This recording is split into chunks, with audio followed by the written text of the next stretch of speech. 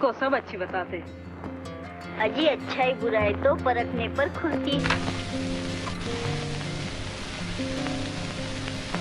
रोचक, मनोरंजक और ज्ञानवर्धक कहानियों के प्लेटफॉर्म हिमाचल बिजनेस की लोकल के राग सीरीज में आज बात कर रहे हैं कलावती लाल की, जिन्होंने फिल्मी पर्दे पर किया कमाल।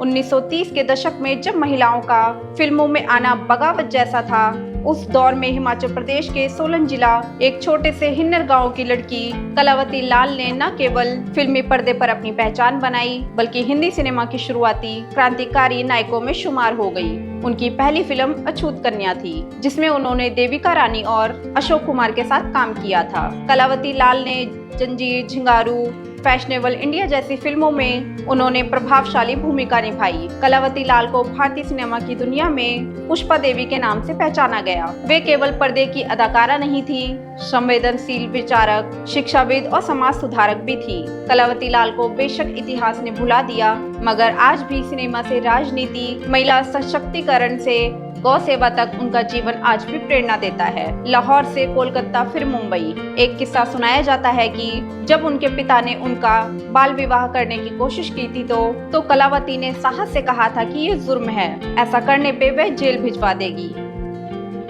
1931 में संस्कृत में ग्रेजुएशन करने के बाद कलावती को उनके परिजनों ने आगे की पढ़ाई के लिए लाहौर भेजा। लाहौर में उनका झुकाव थिएटर और नाटक की तरफ हुआ। नाटक का शौक कलावती को गुरुदेव रविंद्रनाथ टैगोर के शांति निकेतन में ले गया, जहां उन्होंने कला भवन में दाखिला लिया। फिल्म अदाकारा देविका रानी गुरुदेव की करीबी रिश्तेदार थी। वे कला भवन में आती रहती थी। यही कला देवी की देविका रानी से भेंट हुई और वे उन्हें बॉम्बे टॉकीज में ले गईं, जहां कलावती को फिल्म अछूत कन्या में एक साइड रोल मिला। फैशनेबल इंडिया के साथ थम गया फिल्मी करियर। फैशनेबल इंडिया फिल्म जब शिमला में रिलीज हुई तो शिमला में जगह जगह फिल्म के पोस्टर लगे। कलावती लाल की बड़ी बड़ी तस्वीरें शिमला की गलियों में ढोल नगाड़ों के साथ घुमाई गई। ये बात उनके आर्य समाजी पिता तक पहुंची। पिता को ये नागवार गुजरा और कलावती लाल का चमकदार सिनेमा करियर अचानक थम गया। कलावती ने पिता की इजाजत से आर्य संस्कृत कॉलेज पट्टी में संस्कृत अध्यापिका की नौकरी कर ली। बतौर फिल्म अभिनेत्री उनकी शोहरत कॉलेज में भी पहुंच चुकी थी। स्टूडेंट उनके चेहरे को तकते रहते थे। उनके फैन कॉलेज के बाहर आते उनकी एक झलक पा लेने के लिए घंटों खड़े रहते। कॉलेज के अनुशासन पर आंच आने लगी तो मैनेजमेंट ने उनसे इस्तीफा मांग लिया और 2 महीने बाद ही उनकी नौकरी चली गई। वामपंथी विचारधारा, कश्मीर के लेफ्टिनेंट कर्नल से शादी।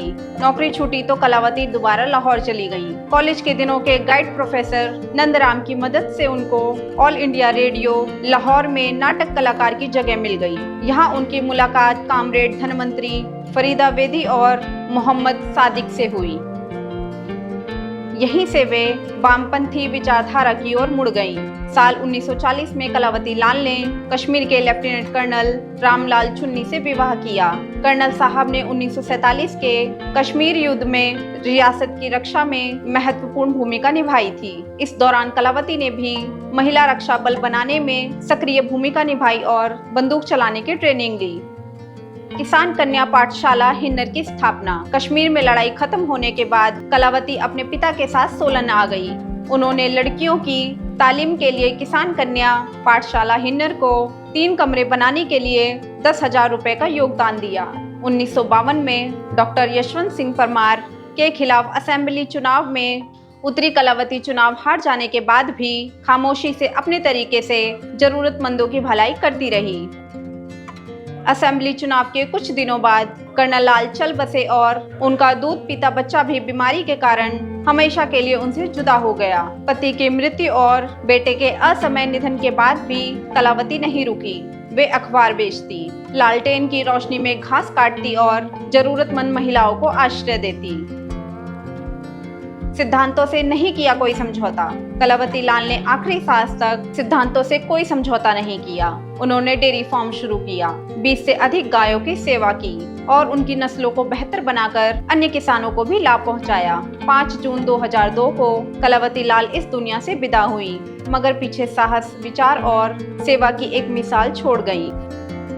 कलावती लाल का व्यक्तित्व इसलिए प्रेरक है कि जिस दौर में औरतों को घर से बाहर निकलने की इजाजत नहीं थी, उन्होंने सिनेमा, राजनीति, समाज सेवा और गौ सेवा जैसे मोर्चे पर सफल नेतृत्व किया था। कलावती लाल सिर्फ एक नाम नहीं, एक युग की आवाज है। कुछ बड़ा करने का सपना देखने वाली हर लड़की को उनकी कहानी पढ़नी और सुननी चाहिए।